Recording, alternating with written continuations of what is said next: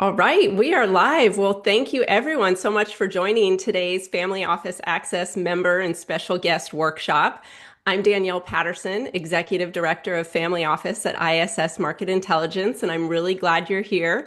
Before we kick things off and I introduce our special guest speaker, feel free. I've enabled the chat. I want to make sure that it works as I see attendees are starting to trickle in. So I'll send a message. Shoot me back if you are able to use the chat. Let us know who you are, where you're joining from. Hi, Kate. So great to have you here.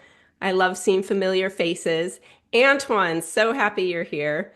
David, wonderful. Share where everyone's joining from. We'll give everyone just another minute or two before we kick things off.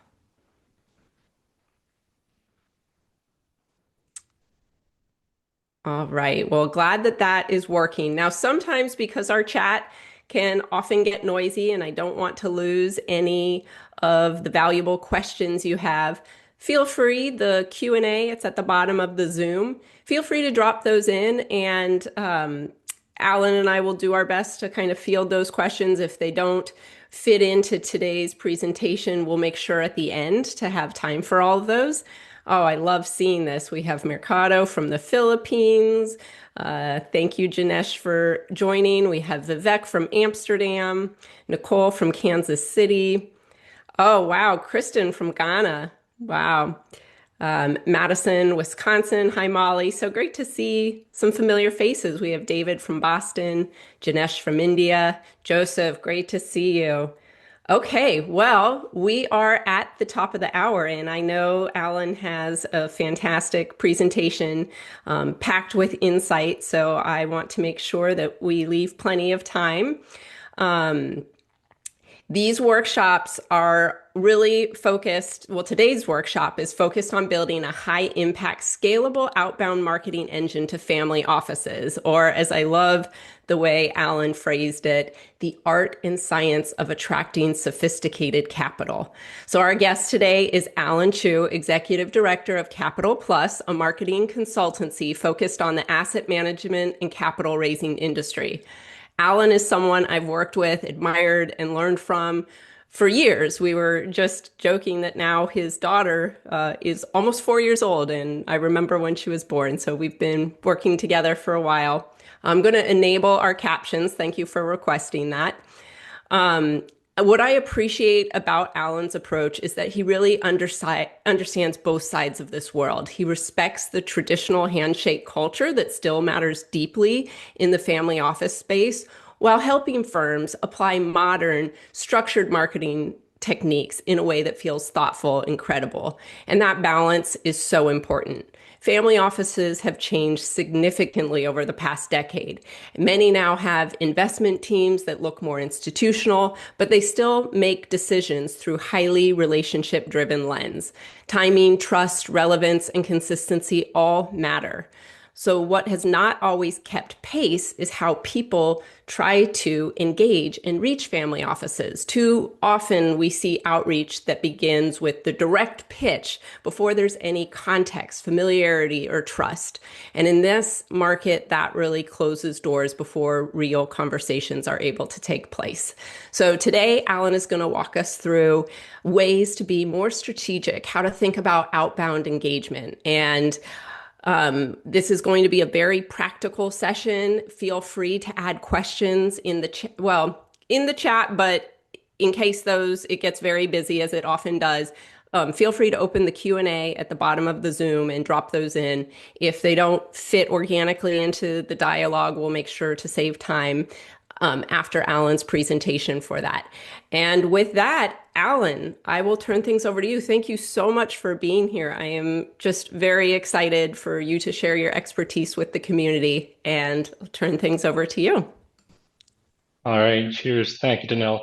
We've known each other for many, many years. The quick backstory to me, as with many of you in the audience, and I was scrolling through the participant list, and I saw quite a few familiar names. So I get to see all of you, and it's a one-way conversation, but I'm sure we'll chat after.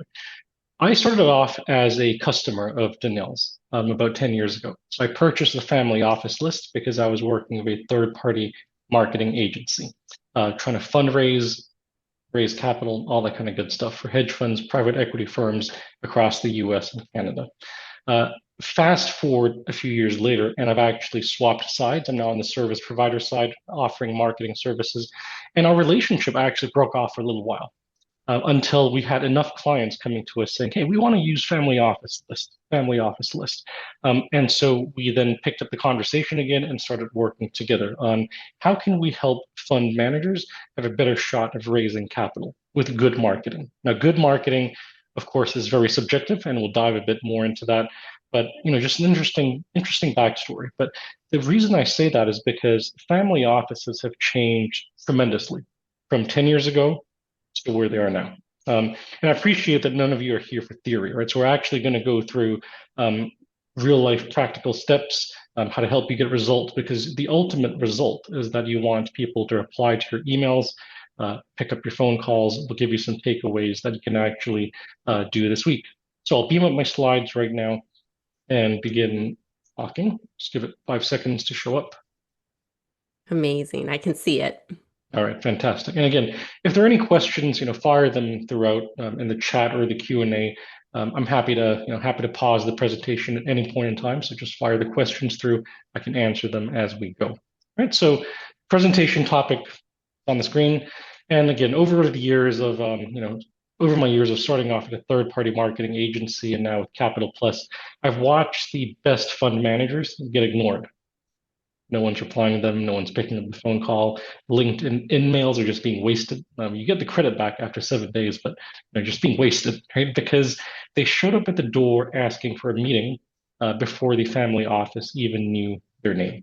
Right? So we're going to unpack that with 3 opening truths. Number 1, family offices, like I said, have evolved significantly.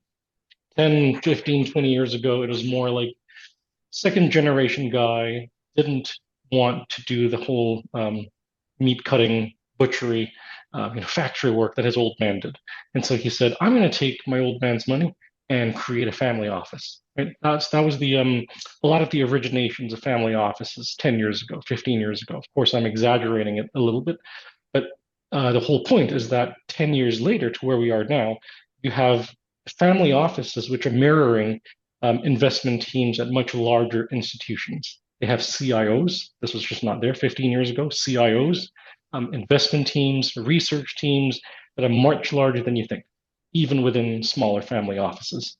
And I also recognize that not everyone here today is a fund manager, an asset manager, but that's fine. You can apply the same logic, same thinking as to how to. Sorry, I'm reading a question. Will you share the slide deck? Yes, I will share the slide Oh, thank you. deck. Yeah.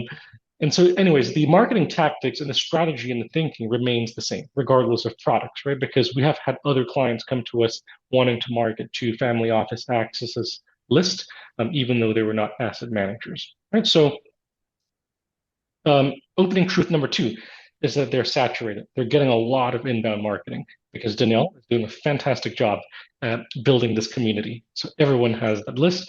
But jokes aside, it's also because it has been seen as a segment of the asset owners who are more nimble. Again, some myths I want to dispel afterwards.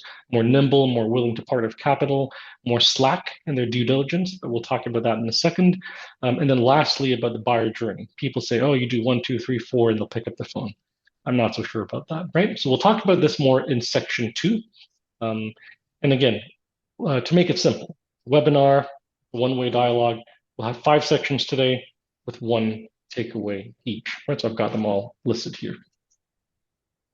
Section number 1, demystifying family offices, because these are the people you're talking to, right? So we're actually going to learn about who they are and go back to the story about once upon a time. Right? So once upon a time, these family offices were seen as, okay, there are just a small handful of them who are single family offices, multi-family offices, more institutional family offices, again, more institutional, and then the family foundations, which are mission-led, more charity-based, et cetera. And you know what? It doesn't matter. We're just going to try to sell them anything and everything because it's a rich family or a few rich families. So we have to retire a few assumptions. The four assumptions I put over here, and unfortunately, we hear this from our clients, and that's why I have to bring it up, right? The first assumption is we always hear that they're nimble, right? They're nimble. They'll make a decision by tomorrow. They're more willing to part with capital. They will do due diligence much faster, and that is just not the case. I think several years ago, a decade and a half ago, that was the case indeed when it came to equity research, right? They were a lot quicker to make trades with call it cheaper equity research. One guy in-house reading the news, referring to external sources, crunching his own risk models. But it's changed a lot now. These guys all have investment committees. They've got the top risk and analytics portfolio monitoring software. There's a lot going on in their whole investment committees. Number two, they prefer direct deals, VC real estate direct deals. That's changed a lot since then, right? So we've had this whole strategic asset allocation SAA journey that kicked off some years ago. TPA, total portfolio allocation, is all the rage right now. And guess what? Family offices, they're in for the ride as well, right? So they're viewing things through a factor lens, right? How does my public portfolio, my private portfolio, how is risk quantified? What's moving the needle? Is it macroeconomics? Is it interest rates, credits, credit rates, FX spreads? What is it? Right. So they're looking at a lot more niche products, more derivatives, some direct deals, but far more than the direct deals in real estate of 10, 15, 20 years ago. Right? The word I was looking for was exotic products, right? They're looking for exotic products. Now, the third one about messaging. It's a family office. Just keep it simple. Keep it simple. Yes, keep it simple, but to an extent, right? Do you have the data points that you're going to walk them through? The narrative. Are you respecting that these are CIOs and investment teams reading your emails rather than it's just a second generation, a third generation guy, right? And then lastly, if they say no, it's over. And that's Mm. just not the case, right? So again, in the past, it could have been the case because you might say it's relationship driven. It's more of there's just one or two guys to talk to, but now they're very much running like an institutional asset owner, right? If the answer is no now, it could be because it's just not the mandate for now. Now is not the right time, but they could revisit that again at some point in the future. Right. So these are the assumptions to retire. I'll go through two more slides. I'll pause after this, Danelle, in case you have any comments you want to make. But Yeah. the way it's changed is that family offices have morphed into two decision archetypes. Right. Number one, a relationship-led approach, right? And number two, more of the analyst-led approach, right? So someone who prefers the relationship-led approach was that of 10 to 15 years ago. This is a shrinking segment for sure.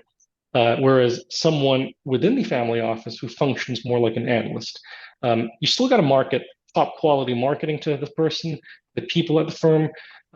We'll talk more about this later, but before jumping on your materials, they just have to be institutional enough, right? The narrative, the layering, how your slides look, right? It's just got to look good enough, right? The bar has risen for how you market to family offices. Before I move on to section two, I'll pause, Danielle, if there's any comment, if there are any questions from the audience. I will also peek at the audience to see if there are more names I'm familiar with. Yeah, no, I appreciate your sharing the slide deck. Merdato had asked that earlier, so I'll be sure I got his email to send that out. And I just think it's so important to really understand how much has changed in the last decade and also to look forward and to think how much is going to change from here on out. I was at a conference last week and they said, you know, 2 weeks, 1 year ago is equivalent to 10 minutes today.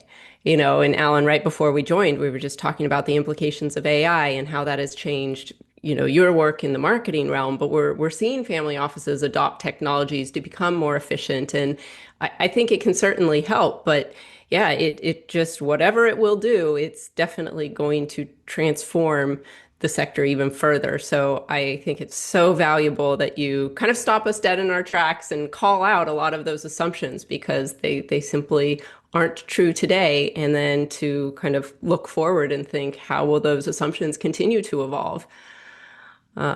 Yeah, and Sarah is interested in the deck as well. So we'll see if it's something that we can send along with the recording in a follow-up email.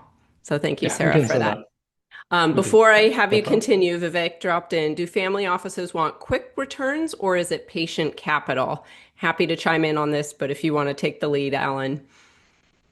Yeah, again, it's a mixed bag, right? It comes down to the whole idea of the total portfolio approach, TPA, and that has changed the way a lot of family offices are looking at returns and asset allocation across the different asset classes overall, right? So everyone wants quick returns, but we're looking at more of, all right, if we're looking at, let's say, private credit for the high yields, I mean, now's a bad time for that, but if you're looking at private credit for the high yields, what are the factors that move the needle? If private credit takes a hit, are the other asset classes taking a hit? Right. So it's really more about that view across asset classes rather than what's hot today, what might run for a longer time. Yeah. Yeah. And Vivek, I'll just quickly chime in. It's that cliche saying, once you've seen one family office, you've seen one family office. And so I think what becomes increasingly important is to look at that family, where they are in their wealth creation, where they are in the transfer of wealth, but really what are their ultimate goals? Every family is different. Some don't want their children involved in the business. Some really do. Some want to give all their wealth away. Some want to preserve it. And ultimately, it's understanding what the end goal is for them. And I think, generally speaking, the family office model is really unique in that it does have that long-term horizon. It's not limited by the restraints that say a private equity model, buy and sell within 5 years, or a venture capital where you're really looking to maximize profits and returns on the fund within a certain time frame. The family office has more flexibility, but again, it comes down to the individual goals and the portfolio construction. So I know there's a lot of questions building up, but I want to let Alan continue, and we'll make sure that we address some of the things that are in the chat now. Sure. Yeah, yeah. In fact, I'll just answer the two more I saw come through. So I'll answer that before moving on to section number two. Right. So, do you see family offices getting into film or entertainment media? My honest answer is we cover mainly asset management, fund managers, funds. So we don't have quite the same view into that. However, we have represented some exotic products, so whiskeys, watches, art, and we have seen some interest in that. So my view is that it's still ultimately a much smaller sleeve in their investment portfolio. But when it comes to specific answers about film, entertainment media, I don't have that, unfortunately. It's just what we've seen with some of the more, what do you call it, rare, fine collections. Yeah. Another question about how to meet family offices as a service provider. Buy Danelle's list. That'll help a lot. Yeah, and Ron, I'll add what's interesting, the film and entertainment space. Well, a lot of the next gen are becoming involved in the decision making, and often maybe they're given some projects, passion projects, or opportunities through the family staff or their philanthropy, and so often it aligns with what they are excited about, what they're passionate about, and it can often be outside of the family's main wealth generator or holistic portfolio. But I do see film and entertainment as an amazing communication tool. And so often families who are looking to build a legacy or make an impact are using that medium increasingly. And I've seen some really clever companies out there that are helping families share their narrative and share their history and their story through film. So a lot of really exciting things. There's an incredible group out of California, the SIE Society, and they bring impact filmmakers together. So that could be a great one for you to look at. And yeah, Diana, we maintain an events calendar. And so on the website, you can see a lot of our partner events, and many of them do allow for service providers to attend. You pay. I think the greatest way to attend those is to add value. If you can share your expertise, if you can participate in a panel or speak to helping the sector educate, I always feel that that's the greatest way to show up and to follow that give, give, ask framework. All right, back to you, Alan. All right, I will move on. So, section number two, like I said, we got 5 sections. They get shorter and shorter, don't worry, because I understand attention spans. Yes. The second thing is layered messaging, right? So, the reason why I'm focusing this as one of the 5 topics for today is that most people pitch for the aha on email number one. To Mm. my surprise, I do get inbound from some people saying, I bought a database from Family Office Access. I'm really disappointed because I emailed and nobody replied. And I ask, how many times did you email? Oh, one time 6 months ago. I go, oh dear, geez, you know. And so that's why we've got to talk about layered messaging, right? So again, one of the most important slides I have today, and I mentioned earlier, nothing is linear, but this is a general idea that what you want to do is number one, let people know who you are.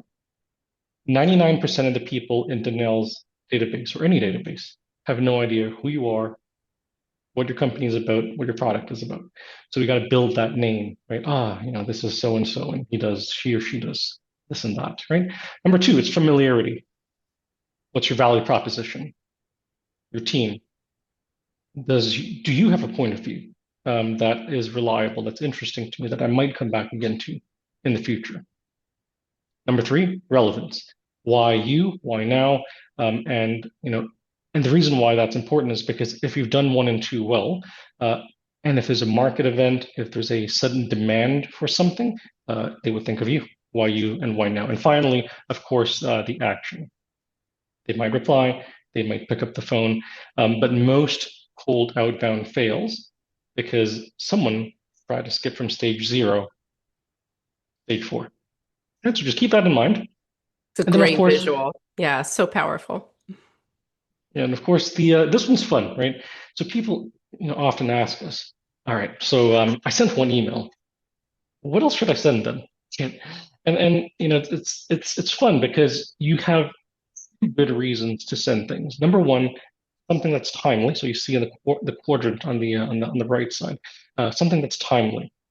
New Fed chair, Hormuz, oil, private credit, taking some hits with redemption requests. Okay, fine, right? But number two, your own value proposition, right? Otherwise, you're just a newscaster. You're repeating what you can find on the internet, right? So number two, it's your value proposition. Where are you on this journey with them? And that's your sweet spot, right? If you can find that right there in between, that's a sweet spot. And um, if you do evergreen only content, which means this is my value proposition over and over and over and over again, it gets boring because your value proposition isn't going to change, is not Mm. going to change. If it does, we have a minor problem if it's changing that often. If it's timely in terms of what I said earlier, it's just a hot take every few weeks. And so we've really got to find that sweet spot, right? Where the durable thesis meets the moment. And then, of course, for asset managers, we're always obsessed about performance. Right? I've been in your shoes, right? Oh, my performance is better than his. I'm on this league table, so and so. But there are a lot of fund managers out there, a lot, right? And if you throw in the direct deals, there are even more people offering investment products, right? So performance gets you in the room. Your performance has to be good enough. If it's bad, it's hard, right? But if it's good enough, you get in the room. But it's really the value proposition, the narrative that takes you further. And you just have to layer that, like I said in the slide before, layer that, find that sweet spot. What's on the news? What's my value proposition? Right? And you'll be surprised how thinking and doing that will actually move the needle quite a lot in terms of your emails being opened, clicked, your deck being read. By the way, if you're using the right tools, you'll know which pages are being read. And so I've got 2 more slides, I think, and then I'll pause again, right? So our own data that we've run for many years, the number one most read emails are the monthly manager commentaries. Call it whatever you want, right? Newsletter, letter from manager, whatever, right? But the monthly manager commentaries are the most read emails, followed by the hot takes, as I said, followed by the off-market deals. Everyone gets an off-market deal.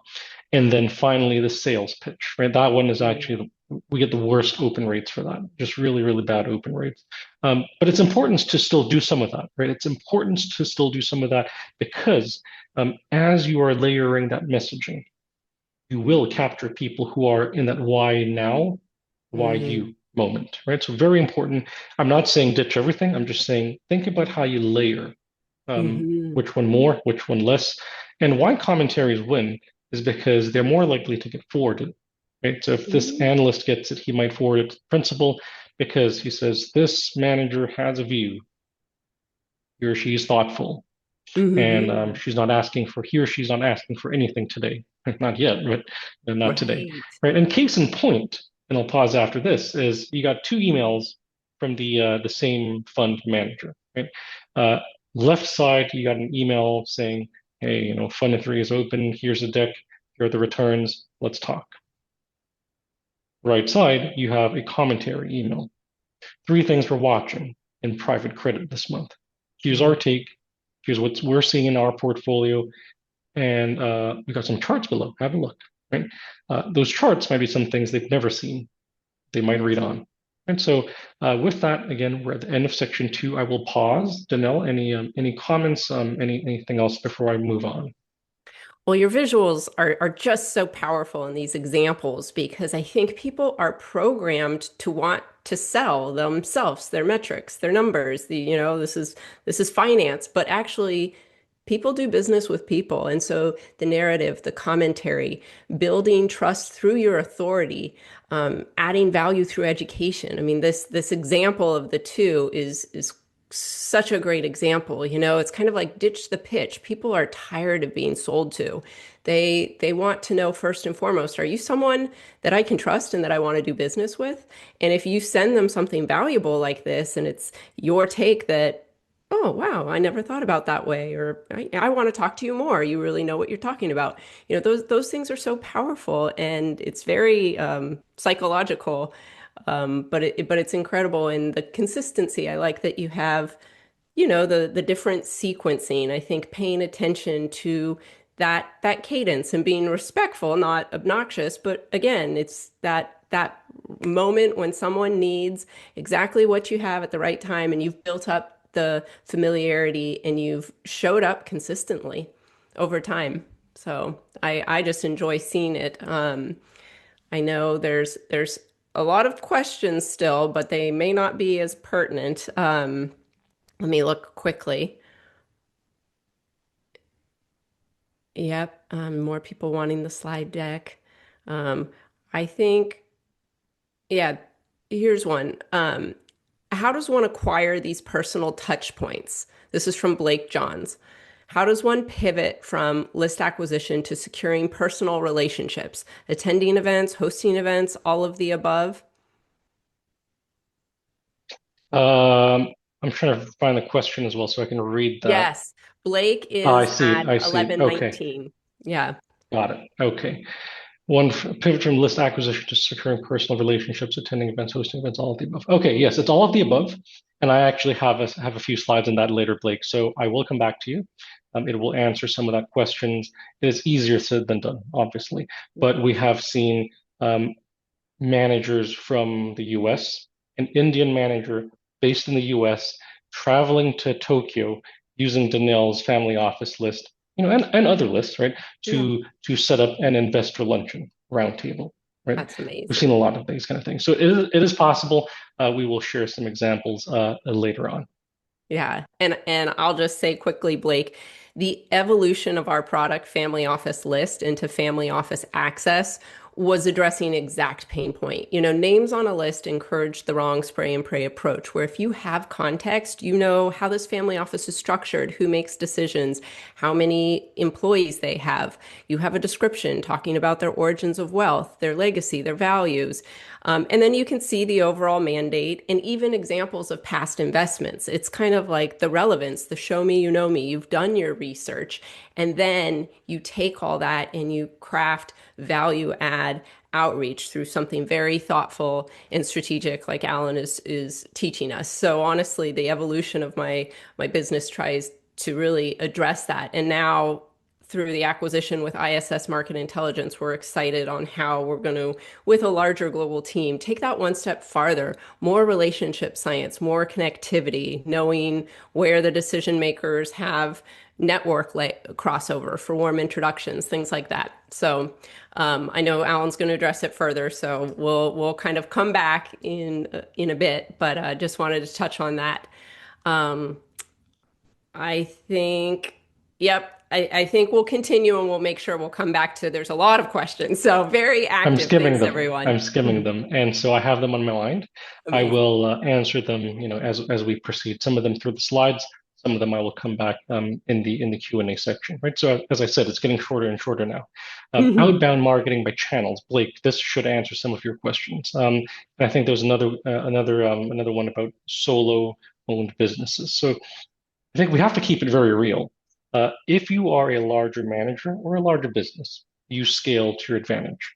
If you are a smaller manager, then tend to your own herd first. What I mean by that is it worth spending $30,000 sponsoring an event, having an exhibition booth, giving away some water bottles and pens, getting a few business cards, versus $30,000 that you could put on paid LinkedIn, email marketing, running some webinars, paid media, etc. $30,000 can run a lot longer on these other Mhm. channels I've just mentioned, right? So you got to think about where you are. Of course, if you're a larger manager, think about scale. If you're a smaller manager, you got to tend to your own herd first.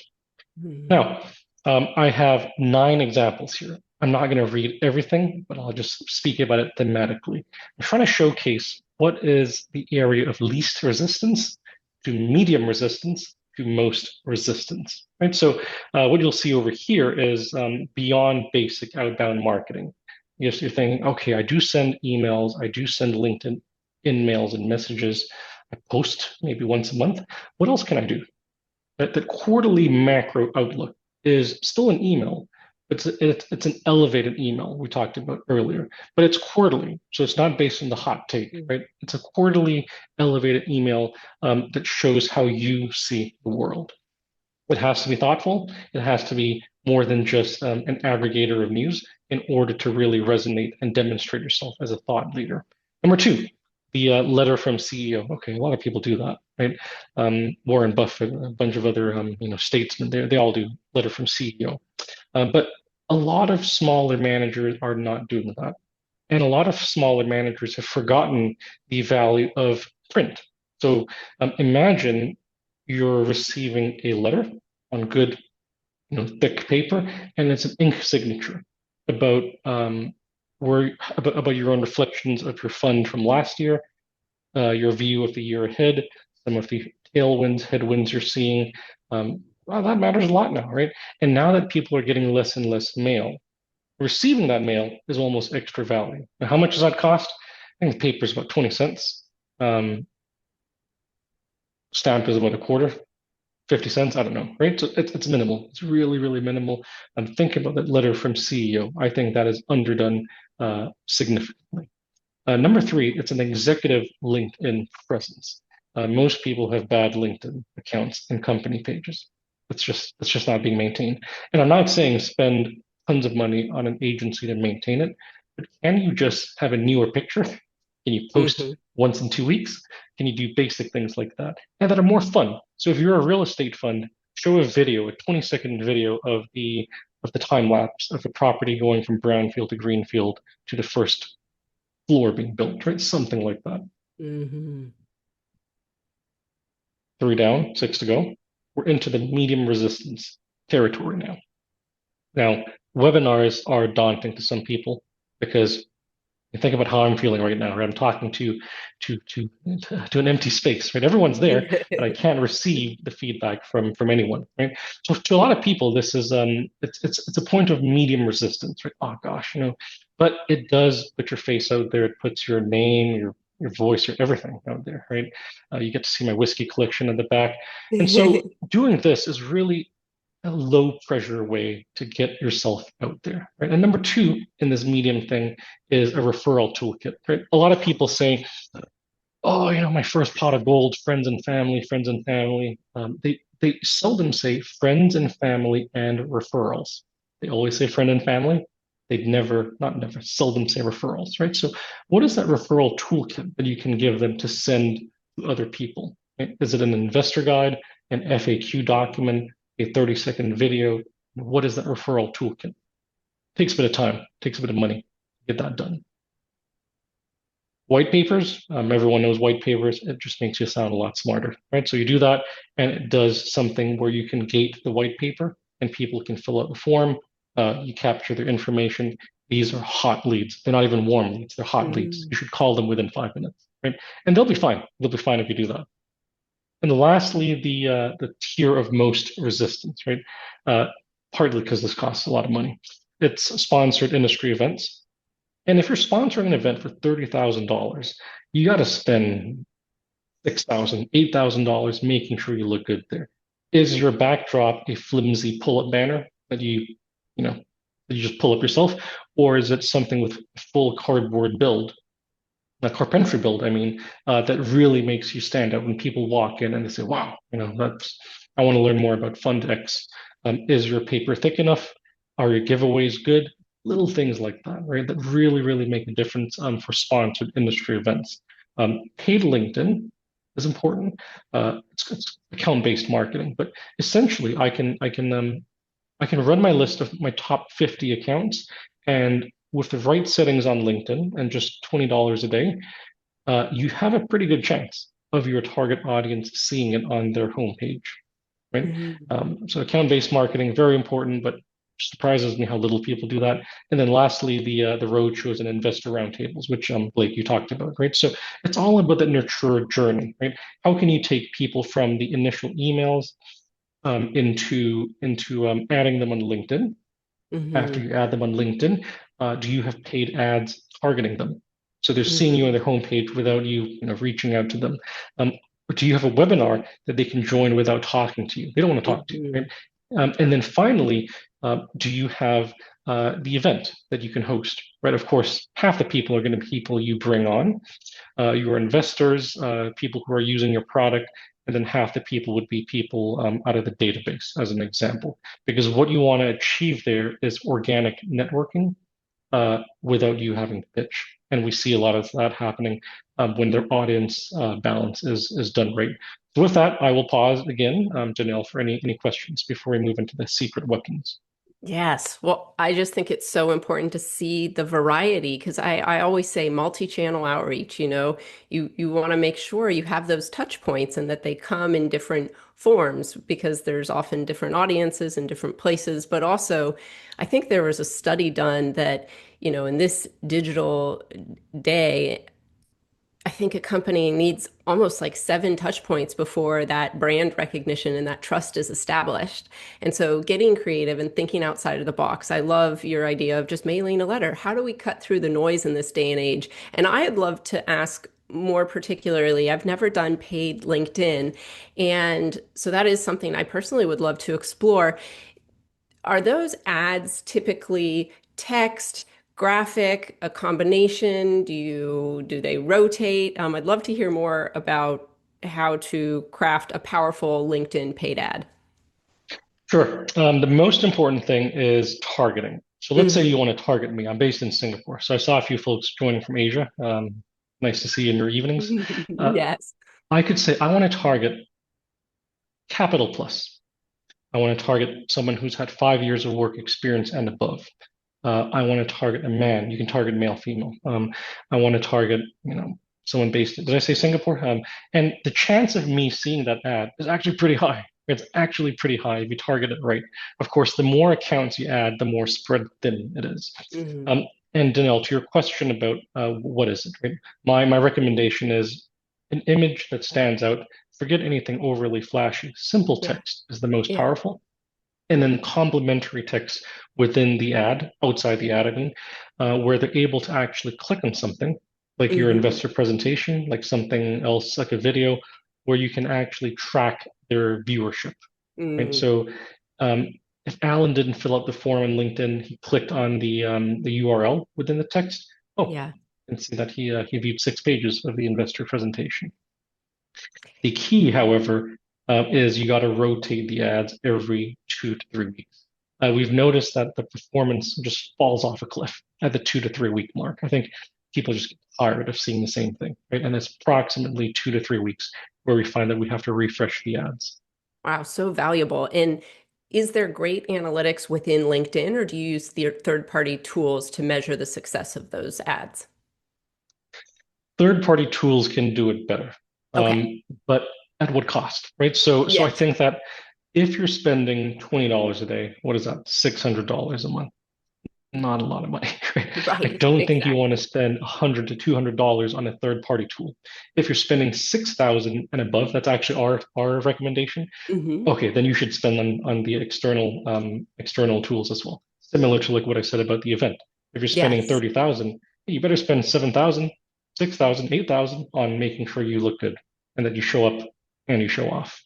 Yes. Love it. Well, I know it's hard. This is where the Q&A. Um, It's piling up. Here's one from Enoch. Is there a strategy relevant for entrepreneurs starting out? Because I know, Alan, a lot of your work is with fund managers who have a track record, but I do think so many of these principles are very relevant. It's the mindset, how you think about it. But if you have anything to add for Enoch, an entrepreneur who's starting out. Yes, the answer is yes. A lot of the fund managers we work with have zero in AUM. They worked at Morgan Stanley for 10 years as an investment banker. They made a switch over to EQT or KKR, doing private equity for another 10 years, and they've built up relationships over time. Mhm. They're like you, they're an entrepreneur, nothing in AUM, really starting up. So the answer is yes, absolutely. Hmm. Amazing.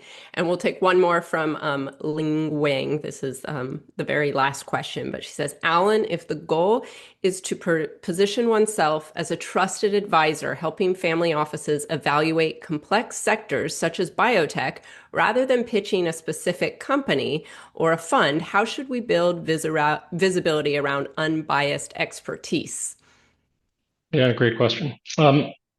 This one goes back to the idea of what are those hot takes you can provide? Remember the grid, Yeah. right? But also, what is the research? I'm just trying to reread the question because there are others coming in. What is the research? Uh, yeah, what is the research you provide to family offices to help evaluate biotech, right? So think about that sweet spot once again. Is it a Yeah. monthly commentary that you send out on the first of each month, intersecting your offering and what's happened in the news through the lens of family offices? You know, how to look at biotech, its resiliency, which ones have the best runway in terms of roadmap, et cetera. But then also reacting fast enough to some of the macro news. And I think one big thing that you can really consider is, can you host a webinar every 3 months where you bring on a professor, bring on some kind of a scientist, right, who's able to provide that third party unbiased view with you as moderator? I think people will appreciate that. Yeah, that is really great advice. And I think, yeah, following that give, ask, giving your expertise, helping bring that expertise to getting it visible. My ideas are to try to get on a podcast. There's some really great podcast hosts in the family office sector. Arthur Bavelas comes to mind. We featured him in a master class. But he does Arthur's Roundtable and he likes to interview people from all different sectors and highlight the way they're working with family offices.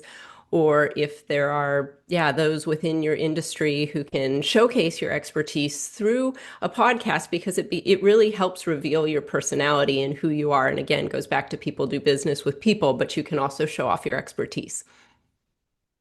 Mhm. Yeah.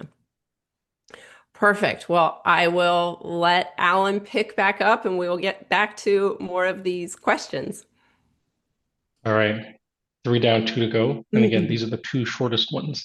Um, your secret weapons, I've actually kept it really simple here because I get asked all the time, what do we do? Do we need a video? Do we need a banner? What do we need, right? And there are all kinds of questions about that. Um, so I'm breaking it down very simply. These are the five things you need. Your secret weapons are actually your minimum viable marketing toolkit because with enough good marketing, and we talked about that being subjective, these things should be able to carry you through into the sales process. The website has to be good enough. It's a lot easier to build a website now with AI tools than it used to be in the past. I am still not a fan of any of the AI web tool builders because they kind of look all the same, right? However, you can use them to generate different code to build websites. So what you can do is actually cut out the developers in the process and really get it done faster, cheaper, and the website has to at the same time look good and carry your value proposition quickly within the first page, right? Don't overcomplicate things about what goes on in page 2, 3, 4, 5, 6, because I can tell you the bounce rate, which means the number of people who don't make it to the second page, usually it's around 90%. 90% of people who go to your website do not go to another page. So keep your key information on page 1. Number 2, the marketing deck. We spoke a bit about performance earlier. I can tell you that the most important pages are the first 3 pages. For some reason, people seem to think it's all over the place. No, it's the first 3 pages. So how can you put your value proposition in slide 2? How can you put your team page in slide 3? And then performance somewhere else down the line, right? So really think about where you position that marketing deck and how it helps people to move on to the different pages as they're perusing your investor presentation, or product presentation. Number 4, the LinkedIn presence, because people do search you up, right? And you just have to be up to date in terms of your own profile, your own company page. And like I said, I don't think you should be spending tons of money, tons of time on this, but you can't be having this let yourself down. And number 5, insights, blog, market commentary, etc. The reason why this is important is because this is the single biggest excuse to reach out to people. And the single biggest excuse to reach out to people, rather than saying, hey, my marketing deck, did you see it? By the way, here's the marketing deck again and again. I updated page 20. Here it is again, right? But if you've got good insights, it will come back to you. Right? So 5 things done well, refresh it quarterly, better than trying to do 20 things. Right? And again, your minimum viable marketing toolkit. I will rip through this and then we can go to the Q&A, right? And I'm not going to read everything here, but it summarizes some of the pitfalls. Dear name and everything else is the same. Right? We talked about the decision making in family offices now, relationship led, analytic led, right? Analyst led, where it's going more to that latter category. Sharing your point of view, doing everything all at once, trying to capture that aha right away. And then actually number 4 is one of the biggest we find, focusing only on one channel. I'm going to do only Facebook ads. $1,000 a month in the end, right? The problem with that is that people are all over the place. They're reading emails, they're on Facebook, they're on LinkedIn. They might sign up for a webinar. I'm surprised how many people signed up today, right? Yeah, And they're we've all got over a the great place. crowd. So how do you capture them across the different channels, right? And how do you profile the interest at scale, right? Of the 1,000 people you send the email to, 6 people might be extremely interested. Who are those 6 people, right? And with the right tools, you will be able to track page views, return visits, visits to your website, video views, etc. And then finally, I close with these myths, right? I've talked about all these myths already, so I'm not going to go through these line by line. But I'll call out number 4 and number 5, where some people say, okay, Alan, how about this? We're going to engage you guys and you will send 3 emails a week for 1 month. I say, well, if you do that, we might have a problem that you get spam reports, Yeah. and people can't even receive emails from you anymore, or even go to your website. These kind of things can happen, right? The email gods are unforgiving. Yes. And then lastly, family offices don't read emails. Oh, the open rate's so bad, 5 to 7%. No, that's good. That's good. These are people who you've never spoken to in the past. If you have 5 out of 100 people opening your email and reading it, what we've learned over the past years is that the opens are very different month to month to month. Only 10 to 15% of the people who open an email in January uh, will open the same email in February and in March, right? It's always a different group of people, right? And then if Mm-hmm. you have the right commentaries, the right insights, they will come back to you. Now, with that, I conclude. I will turn off the screen share so we can see ourselves a little larger. And I don't know, I'll hand the time back to you.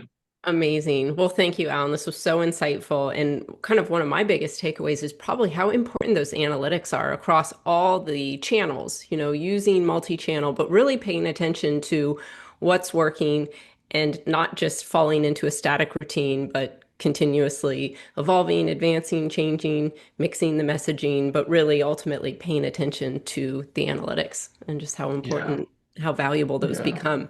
Do you do a lot of A/B testing in the various outreach channels? Yeah, we do. We do some. I'll say some. I will answer the previous comment though. Yeah. The best analytics are the analytics that you use. We Mm, have seen some folks with the most phenomenal Power BI dashboards, but they are not logging in. They're not using any of the insights. So, do you have your top two or three analytics that you focus on and do something with that, right? So, the best analytics are the ones that you use. mm, The question about A/B testing, yes. Let's just talk about emails. Subject line A/B testing is very important. hmm. Sometimes you don't want to A/B test, right? For example, investor updates on a monthly basis. You don't want the analyst A sitting next to analyst B receiving a different subject line, right? So some Right. things you don't A/B test, but some things you do. Right. And like building familiarity and some structure. So there were a couple earlier in today's presentation, Alan brought up a question about the monthly market commentary. And then just this minute, David also asked about the quarterly reports. So David asked, what did you say about quarterly reports? I assume it's a bad idea to send quarterly reports cold to warm the relationship, establish familiarity. I missed that point. And Alan asked, how do I best structure monthly market commentary? Is this something I just send an unsolicited monthly commentary to, or what is the best practice for that? So we have the monthly, but we have the quarterly and kind of best practice around sending to cold leads. Sure. Yeah.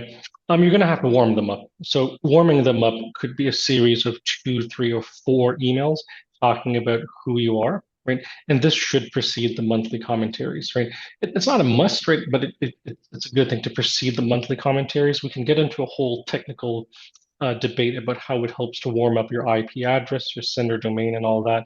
But doing a few emails, and I've really no more than four, three is usually enough, will let people know who you are. And it just doesn't have to be that long. It's pretty short. Or you could just send a monthly commentary with the first two of them about my company, right? Mhm. This is what we do, unique programs and offerings this month, and then monthly commentary. Right? So there are different ways to position it, but it's absolutely important that you introduce yourself either through a series of introductory emails or in the header of the monthly commentary. Mhm. Wonderful. Thank you for that. Right up at the very top, Matt Blackburn asked much earlier in today's presentation, to what extent do you think that family offices are investment screening using databases such as NASDAQ and eVestment? Way more than just 3 years ago, way more.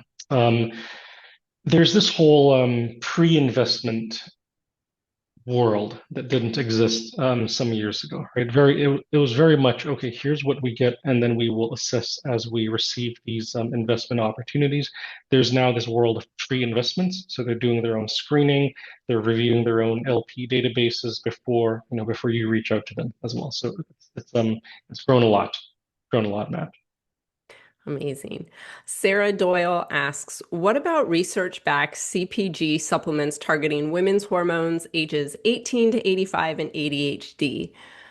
And I guess that will fall into your niche category, Alan. I'll let you comment and then I can happy to add on.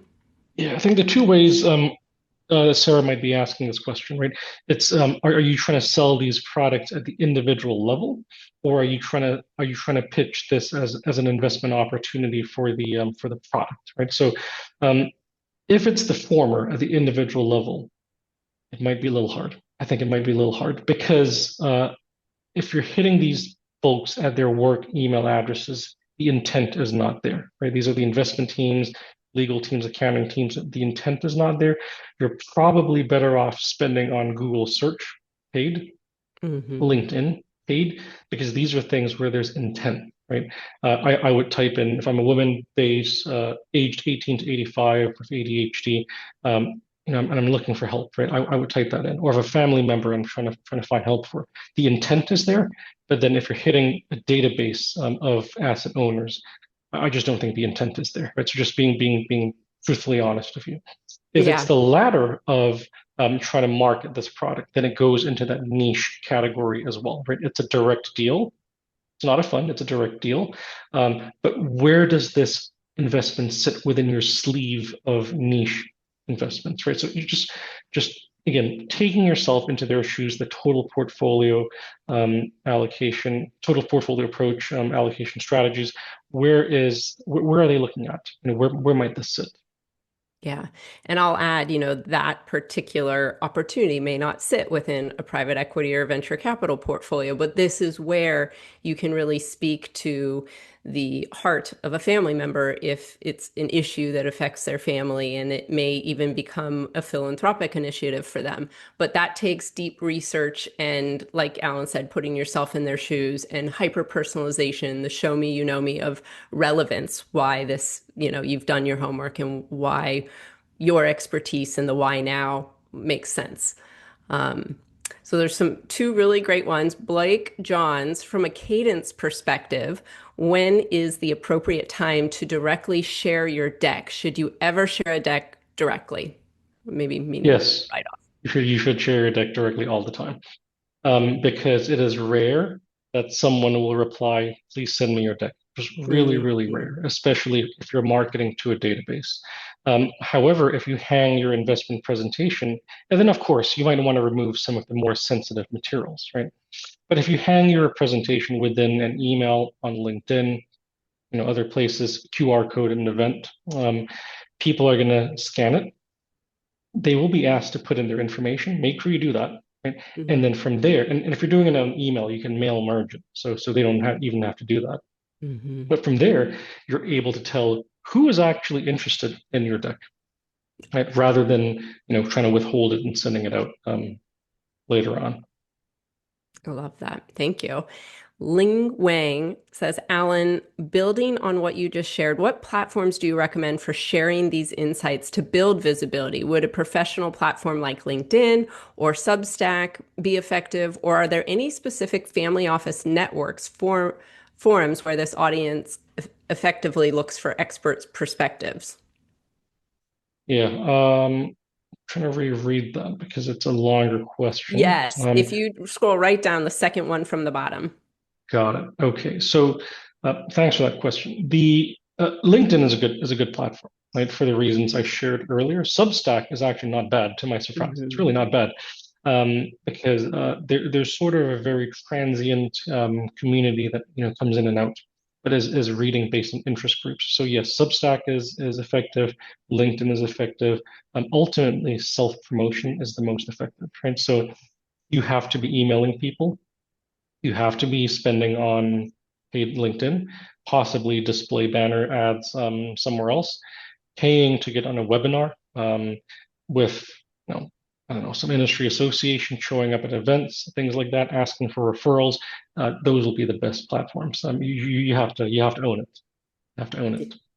Yeah, I definitely agree with LinkedIn. Interesting from a data perspective, looking at brand building that is now taking place with family offices where 3 years ago it simply didn't exist. We see a lot more social presence to attract talent, deal flow, partnerships to but LinkedIn is the primary, but we've noticed a surge in X, and that is not a platform. Again, we talk about having the multi-channel. X is an area. We have an account, but I'd really like to work with another one of our Mr. Family Office who it's his primary channel, and to learn what he's seeing there and what trends, because that to me is still a mystery. But I think everything Alan recommended, Substack. And then, yes, there are some great industry conferences. As a service provider, you pay to attend. And again, I think you can have a booth, that's fine. But if you can add value through insights, education through actually speaking. I think that's where you can deliver the best value and get the most credibility and visibility. And so Jaboy Productions, DC Finance, Opal Group, those are all some great options. And again, we list those as well as some niche ones that are more industry specific. I noticed someone put a question earlier. I'll see if I can find it about being a software provider. There we go. Dennis Wang. I work at an enterprise software holding company and we're hoping to meet with family offices. I feel like we're in a bit of an odd spot because we're neither a startup nor a fund, but something in between. How do we build credibility and FaceTime with family offices so they can better understand who we are? And I think, we've kind of addressed that visibility, that credibility, webinars, but also events. And I know that there are very specific ones often, I think held through Fox, the Family Office Exchange, that maybe highlight tech providers. And this tech adoption is really on the rise. We're seeing so many solutions to help because many family offices are still siloed. They have small teams. They're wearing a lot of hats, often relatable to a startup. And so having these technologies, these solutions, it means you can lead with value. You can address the pain points and the problems, but it's really getting those case studies in front of the right audience. And Dennis, I will add, right? You say it is an odd spot, right? And to me, when I think about it, I also think, yeah, it is kind of an odd spot. It's not something we come across very often, so that's fine. Educate them on that. Yeah. Why our offering is an odd spot for you, right? Educate them on that, and they'll appreciate it. I love that. I mean, I think honesty, people tend to overthink. You get a little, a paralysis through overanalysis. And it is important, that you set the right foot out and that everything is branded and polished, but at the same time that you are a human. Sometimes just that authenticity can help cut through the noise as well.